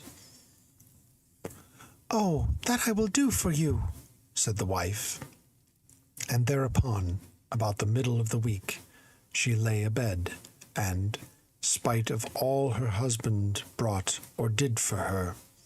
She groaned and sighed till the Sunday, as if she were full of pain. On Sunday the wife said to her husband, "Oh, I am really so miserably ill. I feel as if I should die. But once before my end, I should like to hear the parson again, and hear the sermon which he will deliver today." "Ah, my child," replied the farmer, "you must not do that. You would be all the worse for it if you got up. But never mind, I will go to church and pay great attention to the sermon, and afterwards come and tell you all the parson said." "Ah, very well," said the wife. "But mind you are attentive, and tell me everything." So away went the farmer to the church, and, after the parson had chanted and read all the service, he got into the pulpit and began his sermon. In the course of it, he said, "If anyone here has a sick child, a sick husband, or a sick wife, a sick father or mother, a sick brother or a sick sister, or any other relative, and shall go to the Bell Mountain in Wales, to such an one shall the sick child, sick husband or wife, sick father or mother, sick sister or brother, or any other relative, regain health immediately, especially if he take with him a cross and some laurel leaves, which I will give him after service." Then was nobody quicker than the farmer in going to the parson after service for his laurel leaves and cross. And as soon as he had received them, he hurried home, and almost before he got to the door, he called out, "Come, my dear wife, you will soon be well. The parson has preached today that whoever having a sick child, a sick husband or wife, a sick mother or father, a sick brother or sick sister, or any other person, shall go to Bell Mountain with the cross and laurel leaves given him by the parson. His sick child, sick husband or wife, sick father or mother, sick sister or brother, or any other relative, shall recover immediately. Now the laurel leaves and cross I have received from the parson, and I shall set out immediately on the journey, that you may be the earlier in good health." So saying, he set out, but scarcely had he gone when his wife got up, and very soon afterwards in stepped the parson. Here we will leave them for a bit, while we follow the farmer in his wanderings. As we have said, he had set out at once, that he might reach the Bell Mountain the sooner, and on his way his cousin met him, who was an egg merchant, and was just come from market, having sold his eggs. "Good day to you," said the cousin. "Whither are you going?" "To Wales, cousin," he replied.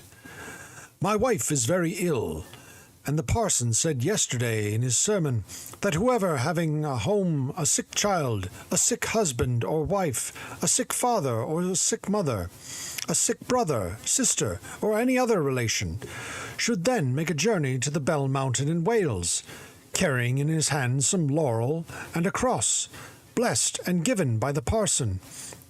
Whoever should do this, then that is sick child, sick mother or sick father, husband or wife, sick brother or sick sister, or any other relative, would immediately be restored to health. So this laurel and cross I have received from the priest, and now am hastening to the mountain." "But hold, cousin, stop," said the other to the farmer. "Are you so simple as to believe that? Why, how could you know that the parson may not perchance wish to have a comfortable talk with your wife alone, and therefore has contrived this tale to take you away from home?" "Mercy on us," said the farmer, "if I did but know whether that were true or not." "Well, you soon can see," replied the cousin. "Just get into my cart, and I will drive you home, that you may satisfy yourself." It was soon done, and as they drove nearer to the house, they heard the sounds of merriment. There had the farmer's wife gathered the best of everything out of the farmyard and garden, and made all manner of savory dishes, and the parson was there to partake of them. So the cousin knocked at the door, and the wife inquired who was there. "It is only me, cousin," replied he. "Will you give me a night's lodging? I have just sold my eggs in the market, and I meant to have got home tonight, but it is so dark already that I dare not go." "You have come at a very unlucky moment, cousin," replied the farmer's wife. "But since you are quite alone, you may come in and seat yourself down in the chimney corner." So the egg merchant, carrying his basket, came in and sat down where he was bid, while the parson and the wife made themselves very merry together over their meal. Presently the parson said, "You can sing, I think, my dear. Just give us a bit of a song." "Well," said she, "I could sing once when I was very young, but now I've forgotten how, and it is almost all lost to me." "Never mind, do just try," entreated the parson. So the farmer's wife began. "Oh, well have I sent my husband away to the mountains in Wales so high." And then the parson joined in. "And there he shall stop for a year and a day, and merry the time will pass by." Presently the cousin within then struck up, but here I must tell you that the farmer's name was Hildebrand. "Hearest thou that, my Hildebrand dear? Why sittest thou so quiet, so near, so near?" And directly the farmer made answer, "Oh, more of your singing I can never stand, and out of this basket I must get my hand." With these words he jumped up from the basket, took a stick to the parson, and drove him out of the house. Thus ends Old Hildebrand. This next story is entitled The Water of Life.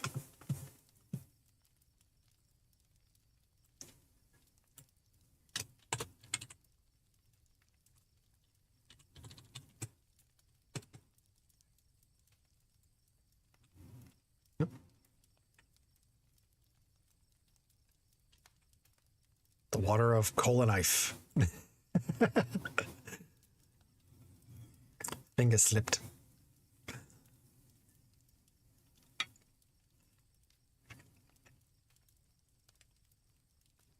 One moment while I get another drink.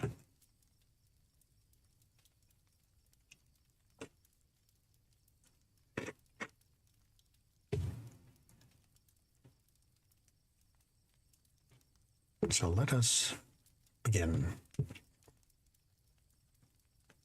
Water of Life by the brothers Grimm. Once upon a time there was a king who was so ill that everybody despaired of his life, and his 3 sons were very sorry and went out into the palace gardens to weep. There they met an old man who asked the cause of their grief, and they told him their father was so ill that he must die, for nothing could save him. The old man said, "I know a means of saving him. If he drinks the water of life, it will restore him to health, but it is very difficult to find." "I will soon find it," said the eldest son, and, going to the sick king, he begged his permission to set out in search of the water of life, which alone could save him. "No, the danger is too great," said the king. "I prefer to die." Nevertheless, the son begged and entreated so long the king consented, and the prince went away, thinking in his own heart, "If I bring this water, I am the dearest to my father, and I shall inherit his kingdom." After he had ridden a long way about, he met a dwarf on the road, who asked him, "Whither away so quickly?" "You stupid dandy-prat," replied the prince proudly. "Why should I tell you that?" And he rode off. But the little man was angry, and he wished an evil thing, so that soon after the prince came into a narrow mountain pass, and the further he rode, the narrower it grew, till at last it was so close that he could get no further, but neither could he turn his horse around, nor dismount, and there he sat like one amazed. Meanwhile the sick king waited a long while for him, but he did not come, and the second son asked leave to go and seek the water, for he thought to himself, "If my brother is dead, the kingdom comes to me." At first the king refused to spare him, but he gave way, and the prince set out on the same road as the elder one had taken, and he met also the same dwarf, who stopped him and asked him, "Whither ride you so hastily?" "Little dandy-prat," replied the prince, "what do you want to know for?" And he rode off without looking round. The dwarf, however, enchanted him, and it happened to him as it had to his brother. He came to a defile where he could move neither forwards nor backwards. Such is the fate of all haughty people. Now, when the second son did not return, the youngest begged leave go and fetch the water, and the king was obliged at last to give his consent. When he met the dwarf, and was asked whither he was going so hurriedly, he stopped and replied, "I seek the water of life, for my father is sick unto death." "Do you know where to find it?" asked the dwarf. "No," replied the prince. "Since you have behaved yourself as you ought," said the dwarf, "and not haughtily like your false brothers, I will give you information and show you where you may obtain the water of life. It flows from a fountain in the court of an enchanted castle, into which you can never penetrate if I do not give you an iron rod and 2 loaves of bread. With the rod, knock thrice at the lions with open jaws. With the rod, knock thrice at the iron door of the castle, and it will spring open. Within lie 2 lions with open jaws, but if you throw down to each a loaf of bread, they will be quiet. Then hasten and fetch some of the water of life before it strikes 12, for then the door will shut again, and you will be imprisoned." The prince thanked the dwarf, and, taking the road and bread. That was a misprint. Taking the rod and bread, he set out on his journey, and as he arrived at the castle, he found it as the dwarf had said.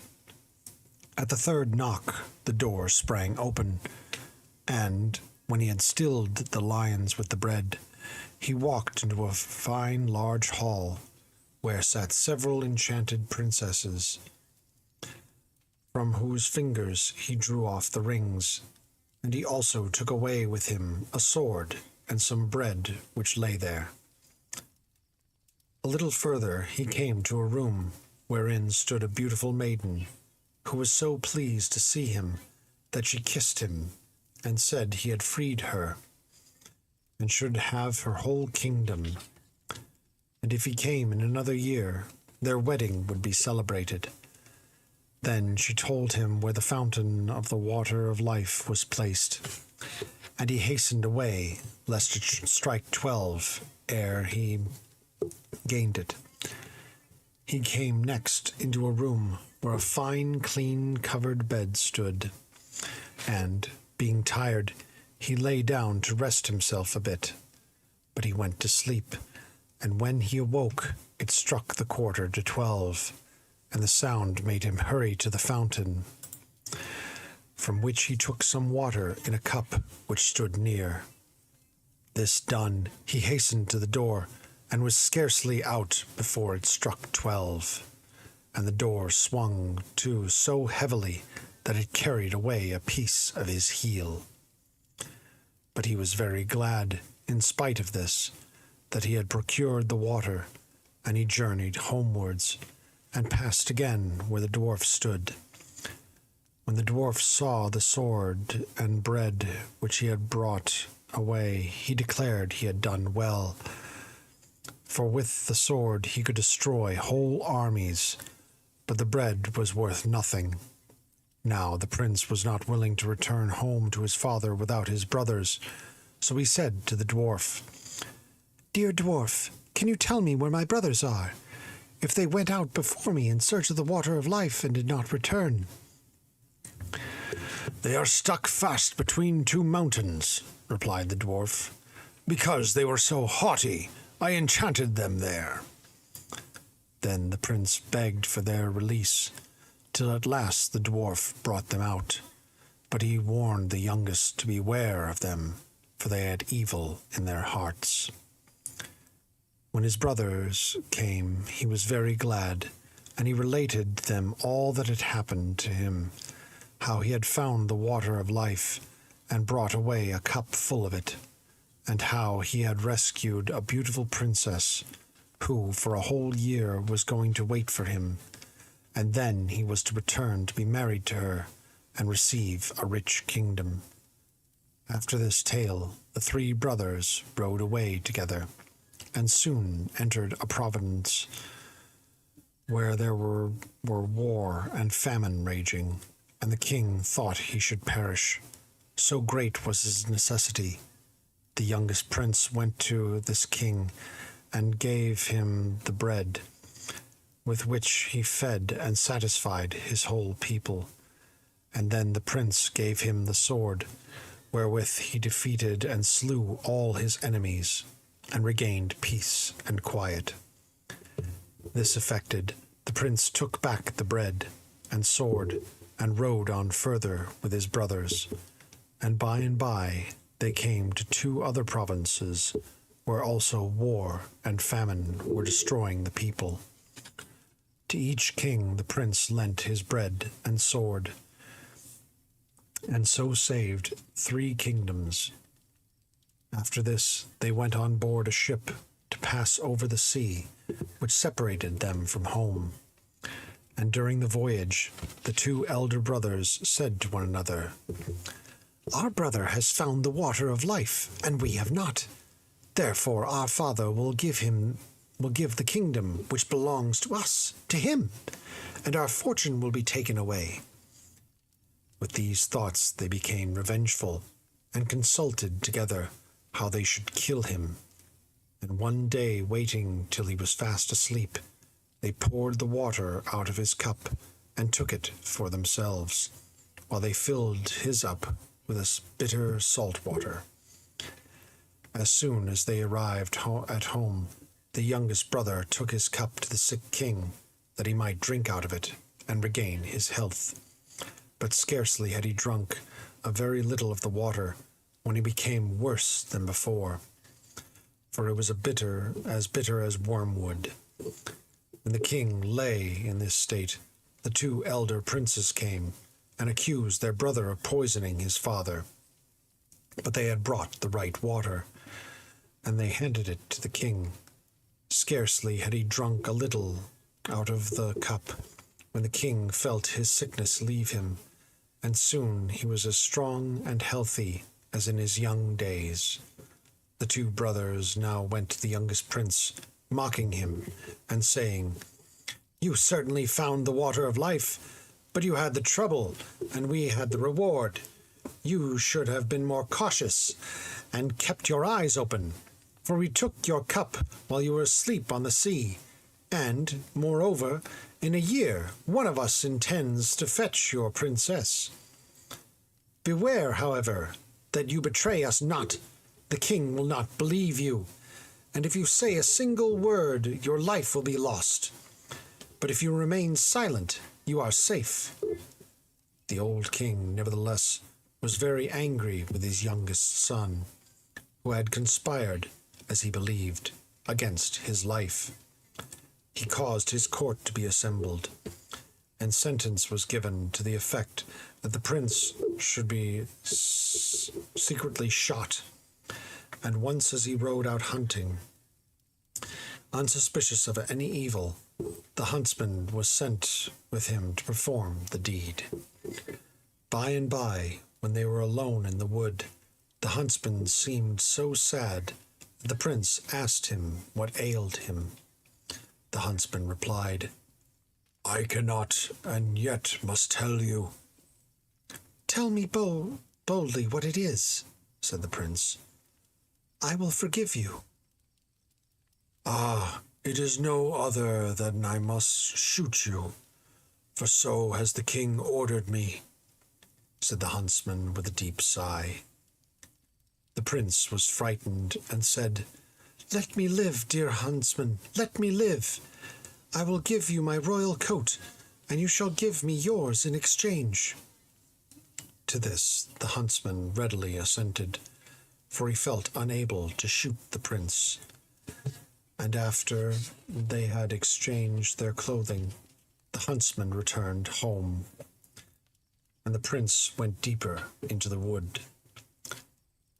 A short time afterwards, 3 wagons laden with gold and precious stones came to the king's palace for his youngest son, and they were sent by the 3 kings in token of gratitude for the sword which had defeated their enemies, and the bread which had nourished their people.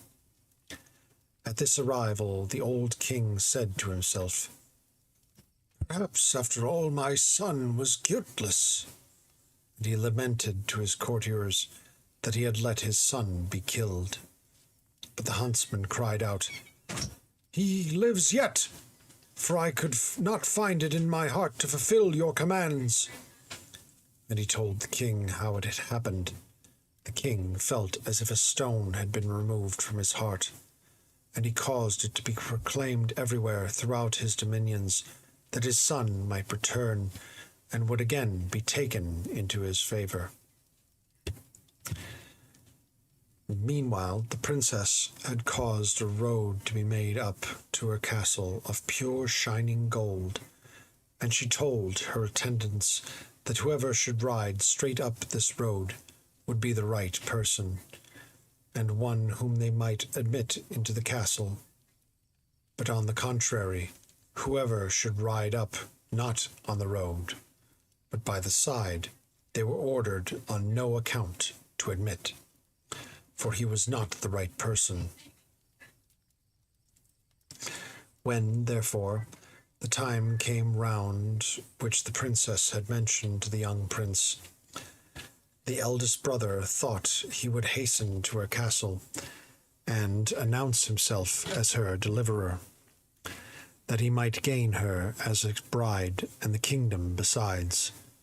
So he rode away, and when he came in front of the castle and saw the fine golden road, he thought it would be a shame to ride thereon. And so he turned to the left hand and rode up of the road. But as he came up to the door, the guards told him he was not the right person, and he must ride back again. Soon afterwards, the second prince also set out, and he, likewise, when he came to the golden road, and his horse set his forefeet upon it, thought it would be a pity to travel upon it. And so he turned aside to the right hand and went up. When he came to the gate, the guards refused him admittance, and told him he was not the person expected, and so he had to return homewards. The youngest prince, who had all this time been wandering about in the forest, had also remembered that the year was up, and soon after his brother's departure, he arrived before the castle, and rode up straight on the golden road, for he was so deeply engaged in thinking of his beloved princess that he did not observe it. As soon as he arrived at the door, it was opened, and the princess received him with joy, saying he was her deliverer and the lord of her dominions.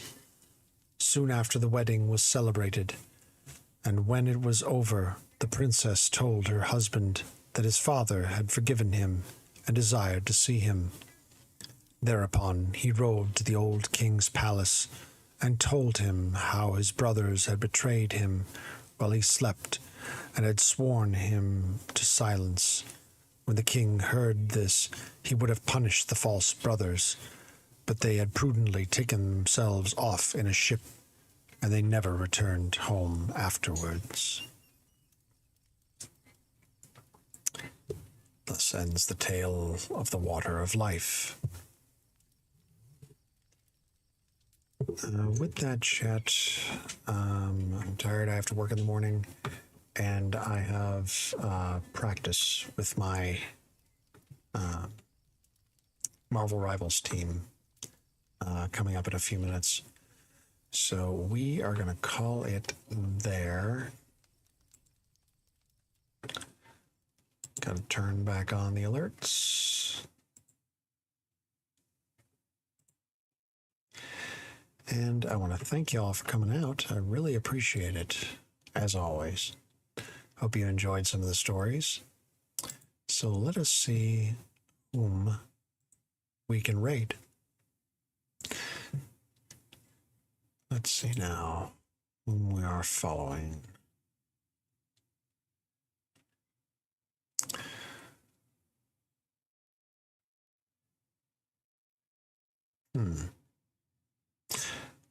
Mint Costella is just chatting. Seems to have a nice background going.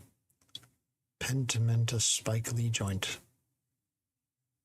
Maybe possibly watching a movie? I don't know.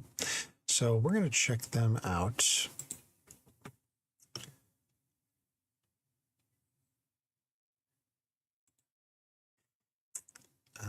So it is an 18 plus stream, just to let you know. I think. I'm pretty sure. So we're going to give a quick shout out to them. That is on the Twitch side.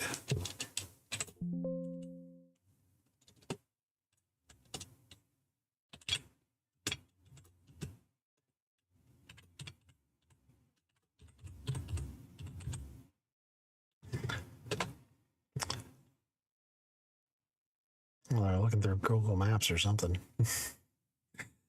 But we're going to stop by and see them. So I want to thank you all for coming out. And I will see you next time. Goodbye for now.